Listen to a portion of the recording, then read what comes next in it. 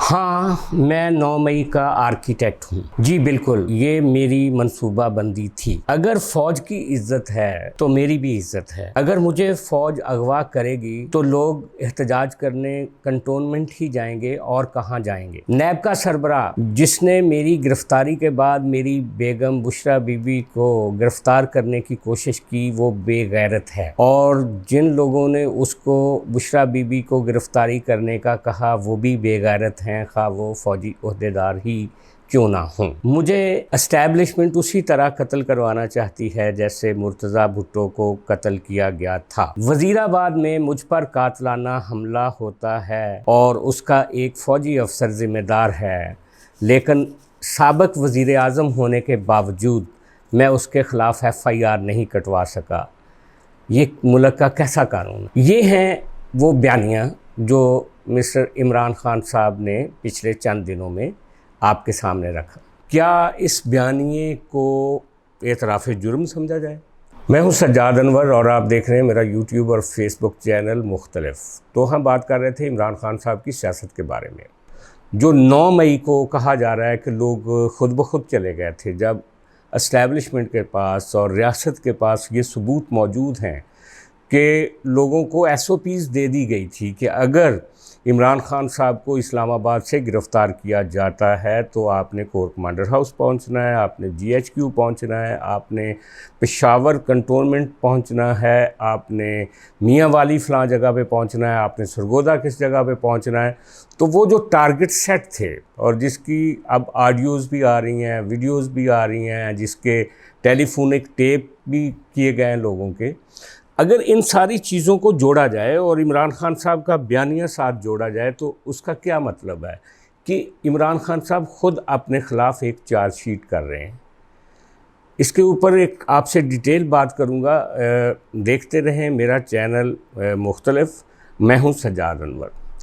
अब बात यह है जनाब कि क्या पाकिस्तान में एस्टैब्लिशमेंट ने पिछले 70 सालों में क्या क्या जो सियासी रहनुमा थे उनको किसी को फांसी का घाट उतारा, किसी को जबरी तौर पे नाअहल किया, किसी को मुल्क बदर किया, किसी को अदालतों के ज़रिए नाअहल करवाया।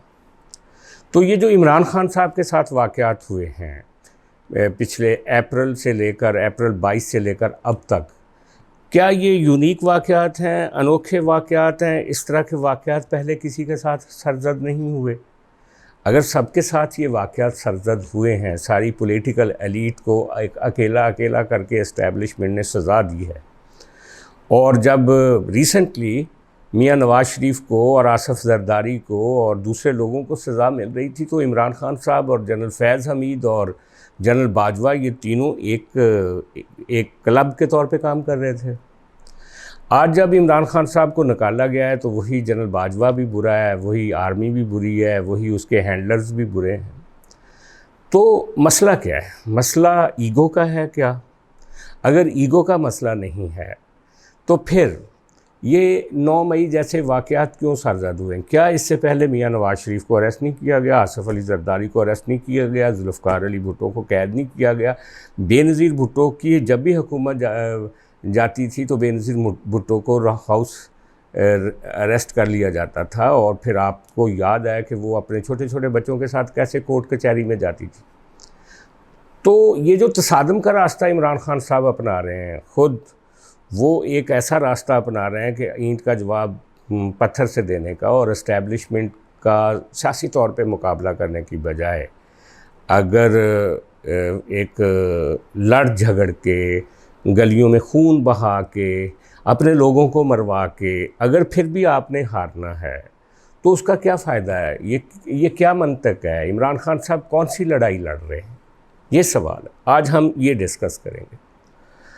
देखें, अगर इमरान खान साहब को एस्टैब्लिशमेंट ने सज़ा देनी है, अगर उनको इस इलेक्शन में से आउट करना है, अगर इमरान खान साहब को जो उन्होंने अप्रैल 2022 से लेकर अब तक फ़ौज पे इल्ज़ामात लिए हैं, अगर फ़ौज ने उनका बदला लेना है इमरान खान साहब से, अगर उनको नाअहल करना है, अगर उनको जेल में भेजना है, अगर उनकी वाइफ को भी अरेस्ट करना है, तो ये बहुत सारा मवाद जो इमरान खान साहब रोज़ अपने बयानात में देते हैं, वो अपनी गर्दन खुद पेश करते हुए नज़र आ रहे हैं। जब वो एक तरफ ये कहते हैं कि मैं 9 मई के वाक़यात की मज़म्मत करता हूँ, तो फिर वो अपने मानी खो देती है बात। जब आप ये कहते हैं कि जनाब अगर मुझे फ़ौज उठाएगी तो फिर लोग कंटोनमेंट ही जाएंगे ना। तो मसला ये है कि क्या आज पीटीआई को भी एमक्यूएम की तरह का ऑपरेशन क्लीन अप जो है, उसी तरह का ऑपरेशन क्लीन अप का सामना, ये जो हज़ारों लोग, हज़ारों एक्टिविस्ट पीटीआई के पकड़े गए हैं, ये जो सैकड़ों लोगों ने पीटीआई को छोड़ने का ऐलान कर दिया है, ये जो इमरान खान साहब अब गुफ्तगू के ऊपर आ गए हैं और कहते हैं कि मैं मुज़ाकरात करने के लिए तैयार हूँ, ये जो इमरान खान साहब ये कह रहे हैं कि मेरी तो एस्टेब्लिशमेंट से कोई लड़ाई नहीं है, एस्टेब्लिशमेंट की मुझसे कोई लड़ाई है तो उसका मुझे इल्म नहीं है। लेकिन इसके साथ साथ वो ये भी कह रहे हैं कि जनाब अगर मुझे अरेस्ट किया जाएगा तो लोगों ने तो कंटोनमेंट जाना था, वो इसको फितरी रद्द-ए-अमल दे रहे हैं, वो 9 मई को फितरी रद्द-ए-अमल समझते हैं। तो अब ये पहला मौका है कि इस्टेब्लिशमेंट क्या करे। इस्टेब्लिशमेंट क्या इमरान खान साहब को ये इजाज़त दे सकती है कि वो इतनी बड़ी वायलेशन करें, उनको वो आप गालियां दें इस्टेब्लिशमेंट को, बैठ के टेलीविज़न के ऊपर आप कंटोनमेंट पे हमले करें, आप उनको बेगैरत का लफ्ज़ इस्तेमाल करें, आप उनसे कहें कि ISPR साहब सिर्फ़ आपकी इज़्ज़त नहीं है, सिर्फ़ फ़ौज की इज़्ज़त नहीं है, मेरी भी इज़्ज़त है। अगर आप इस तरह की बातें करेंगे तो क्या आप समझते हैं कि नियर फ्यूचर में आपकी कोई पॉलिटिक्स हो सकती है? तो ये जो इमरान खान साहब का थोड़ा सा, जिसको हम कहते हैं ना कि एक जर्नलिस्ट ने उनसे कहा कि ये आप वॉरियर के तौर पे लड़ रहे हैं, where is politician Imran Khan. आप एक कबायली जंग तो नहीं लड़ रहे इमरान खान साहब। अगर बेनज़ीर भुट्टो ने अपने बाप की शहादत के बाद इस मुल्क में दोबारा सियासत की, अगर आसफ़ अली ज़रदारी ने बेनज़ीर भुट्टो की शहादत के बाद इस मुल्क में दोबारा सियासत की, अगर मियाँ नवाज़ शरीफ ने कैदोबंद की सोबतें बर्दाश्त करने के बाद अपनी वाइफ का चेहरा ना देखने की वजह से अपनी माँ का चेहरा नहीं वो देख सके, अपनी बेटी के साथ उन्होंने गिरफ़्तारी दी और अगर वो बाहर बैठे हैं तो वो भी सियासत में इस वक्त हैं, तो इमरान खान साहब अगर आप इसको एक 2020 मैच समझते हैं, वनडे मैच समझते हैं, तो शायद फिर आप किसी वक्त जीत भी सकते हैं, किसी वक्त आपकी पॉपुलैरिटी ऊपर भी जा सकती है।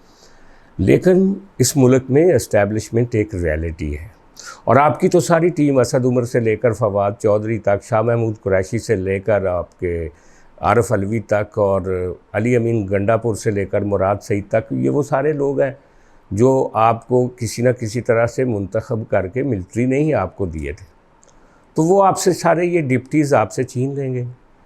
अब तो मानिका फैमिली भी पार तोल रही है आपके ख़िलाफ़ प्रेस कॉन्फ्रेंस करने के लिए और एस्ट्रोलॉजर पेशन गोइयाँ कर रहे हैं कि बुशरा बेगम भी इसी साल आपसे अलग हो जाएगी। तो ये क्या सियासत है इमरान खान साहब जो आप कर रहे हैं? ये एक मुश्किल वक्त है आपके ऊपर, सब जानते हैं कि मुश्किल वक्त है आपके ऊपर। और आपको याद होगा कि जब जनरल मुशर्रफ 9/11 हुआ था तो जनरल मुशर्रफ के ऊपर अमरीकियों का बहुत प्रेशर था कि या हमारी बात माने या फिर लड़ाई के लिए तैयार हो जाएं, तो वो सऊदी अरब गए थे। तो उन्होंने सऊदी क्राउन प्रिंस से पूछा था कि मेरे लिए क्या मशवरा है। तो सऊदी क्राउन प्रिंस ने उनसे कहा था कि जब तेज़ आंधी चल रही होती है ना, तो अपना सर और अपनी पगड़ी नीचे कर लेनी चाहिए, वरना तेज़ आंधी से वो पगड़ी और सर जो है वो चला जाता है। आपने देखा कितने कितने दरख्त जो उखड़ जाते हैं तेज़ आंधी में। इस वक्त अगर पीटीआई और इमरान खान साहब और उनके वर्कर्स तेज़ आंधी का शिकार हैं, तो उनको कम अज़ कम थोड़ा सा अपने रवैये को सियासी करना पड़ेगा, थोड़ा सा अपने आप को इस वॉरियर माइंडसेट से बाहर निकलना पड़ेगा।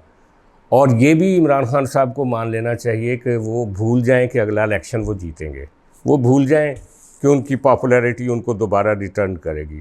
वो तभी रिटर्न होंगे वज़ीर आज़म के तौर पे जब उनको कोई सिग्नल होगा। उसी तरह जैसे एक दफ़ा वो बहुत खुश थे जब आर्मी चीफ़ राहील शरीफ ने उनको मुलाकात के लिए बुलाया था, और एक दफ़ा वो बहुत खुश थे जब वो कहते थे कि एम्पायर की उंगली उठ चुकी है।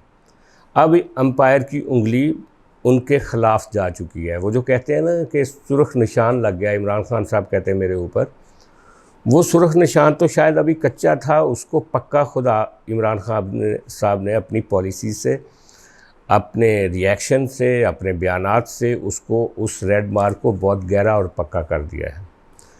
और मैं आपको बता दूं, ये मैं पेशन गोई कर रहा हूँ कि इस अंधेरी गली में से, बंद गली में से अगर इमरान खान साहब का कोई हाथ पकड़ेगा तो वो कोई एस्टेब्लिशमेंट नहीं पकड़ेगी, कोई बाहर के लोग आके नहीं पकड़ेंगे, कोई ओवरसीज़ के बैठे हुए थिंक टैंक इनको सपोर्ट नहीं करेंगे, यहाँ का वोट बैंक इनकी मदद नहीं करेगा। इस बंद गली से अगर इनको कोई निकालेगा तो सियासतदान होंगे। इनको सियासतदानों के साथ किसी न किसी तरह रवाबत कायम करने चाहिए। लेकिन जैसा मैं पहले कहता हूँ, जितने ये कमज़ोर होने के बाद सियासी पार्टियों के साथ रब्ता करेंगे, उस वक्त इनके पास देने के लिए कुछ नहीं होगा। इस वक्त इनके पास देने के लिए कुछ है। अभी भी ये अपना अगर रवैया चेंज कर लें और इस तरह का ये जो डायरेक्ट फ्रंट लाइन पे आके जो लड़ाई एस्टेब्लिशमेंट के साथ कर रहे हैं, उसमें वो हर सूरत में हारेंगे। एस्टेब्लिशमेंट और मिलिट्री से लड़ने का मतलब क्या है कि उनको एक दफ़ा फिर जीतने का मौका देना, जो कि इस वक्त इमरान खान साहब उनको मौका दे रहे हैं। इसके साथ ही आज की गुफ्तगू ख़त्म करते हैं। अगर आपने मेरा चैनल सब्सक्राइब नहीं किया तो इसको ज़रूर कीजिएगा। बहुत मेहरबानी।